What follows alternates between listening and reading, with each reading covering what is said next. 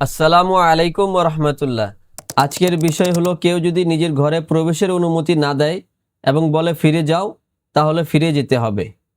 যদি কারো ঘরে প্রবেশের অনুমতি চাওয়া হয় এবং সে ব্যক্তি বলতেছে যে চলে যান, বা ঘরের লোক বলতেছে চলে যান, এখন উনি দেখা করতে পারবেন না, তো জোরাজোরি আমরা যেন না করি।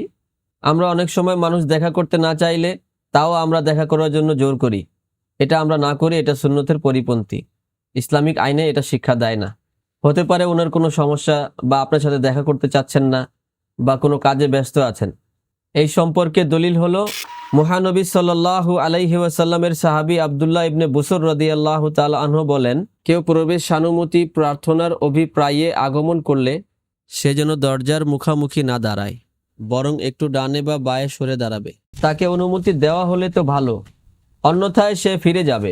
এই হাদিসটি হলো আল আদাবুল মুফরাদ, হাদিস নাম্বার 1078।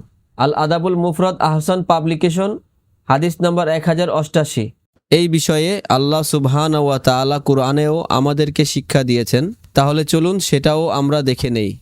يا أيها الذين آمنوا لا تدخلوا بيوتا غير بيوتكم حتى تستأنسوا وتسلموا على أهلها ذلكم خير لكم لعلكم تذكرون।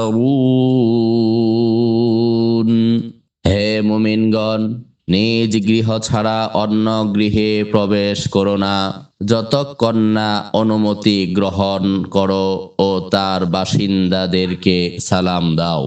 এ পন্থাই তোমাদের জন্য শ্রেয়, আশা করা যায় তোমরা লক্ষ্য রাখবে।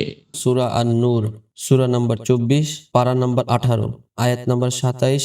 فإن لم تجدوا فيها أحدا فلا تدخلوها حتى يؤذن لكم، وإن قيل لكم ارجعوا فارجعوا هو أزكى لكم والله بما تعملون عليم।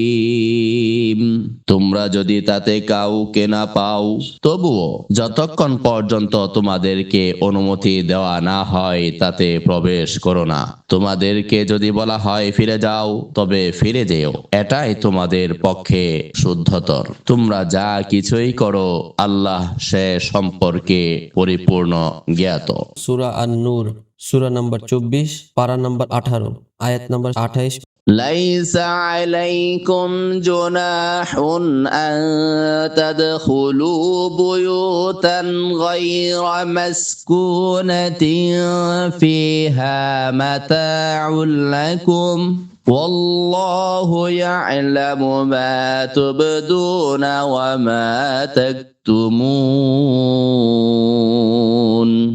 যে ঘরে কেউ বাস করে না এবং তার ভেতর তোমাদের কোনো উপকার বা প্রয়োজন আছে, তাতে তোমাদের অনুমতি ছাড়া প্রবেশ কোনো গুনাহ নেই। তোমরা যে কাজ প্রকাশ্যে করো এবং যা গোপনে করো আল্লাহ তা জানেন। সূরা আন-নূর, সূরা নাম্বার 24, পারা নাম্বার 18, আয়াত নাম্বার 29। কুরআনের বর্ণনা দিয়ে এটা স্পষ্ট হয়ে গেছে, যদি কেউ নিজের ঘরে প্রবেশের অনুমতি না দিয়ে বলে ফিরে যাও, তাহলে আমরা ফিরে আসব। এই সম্পর্কে আরও বিস্তারিত কিছু জানতে চাইলে তাফসির ইবনে কাসিরে আপনারা পড়ে দেখতে পারেন, এবং বিভিন্ন তাফসিরের বইয়ে আরও অনেক ঘটনা বর্ণনা করা হয়েছে। আমরা তাফসির ইবনে কাসিরের কিছু বর্ণনা পড়েছি। সেখানে একটা বর্ণনা আছে, নবী সাল্লাল্লাহু আলাইহি ওয়াসাল্লাম একজন সাহাবীর ঘরে গিয়েছিলেন। ওনাকে ডাকলেন, 3 বার সালাম দিয়ে অনুমতি চাইলেন, কিন্তু সাহাবী সালামের উত্তর আস্তে করে দিয়েছিলেন। নবী সাল্লাল্লাহু আলাইহি ওয়াসাল্লামের কান পর্যন্ত আসে নাই। তিনি সাল্লাল্লাহু আলাইহি ওয়াসাল্লাম সালামের উত্তর না পেয়ে, মানে অনুমতি না পেয়ে চলে যাচ্ছিলেন। তখন সে সাহাবী দৌড়ে গিয়ে নবী সাল্লাল্লাহু আলাইহি ওয়াসাল্লামকে ধরলেন এবং ডাকলেন যে, ইয়া রাসূলুল্লাহ, আমরা তো আপনার সালামের উত্তর দিচ্ছিলাম, কিন্তু আস্তে আস্তে যাতে আপনার কান পর্যন্ত না পৌঁছায়। কারণ আপনার তো সালাম মানে দোয়া, সালাম তো দোয়া, আপনার সালাম তো বরকতময়, এই জন্য আমরা বেশি বেশি দোয়া নেওয়ার জন্য এই কাম করেছি। আপনারা পরে দেখতে পারেন, সেখানে ইনশাআল্লাহ আরো বিস্তারিত ঘটনা সেখানে আছে। আর আবু দাউদে যে বর্ণনা আছে সেটা আমরা রেফারেন্স দিচ্ছি আপনাকে, সেই হাদিসকে জয়ীফ বলা হয়েছে। সুনান আবু দাউদ, হাদিস নাম্বার 5185। সুনান আবু দাউদ ইসলামিক ফাউন্ডেশন 5095। এই ছিল আবু দাউদের হাদিস।